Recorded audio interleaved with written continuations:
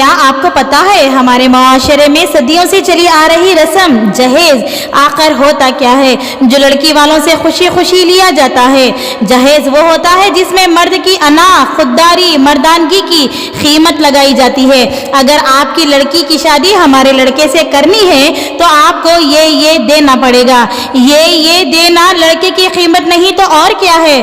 और मर्द बेचारा मजबूर हाथ बांधे अपने माँ बाप बहन भाइयों की मर्जी कहकर अपना दामन बचा लेता है।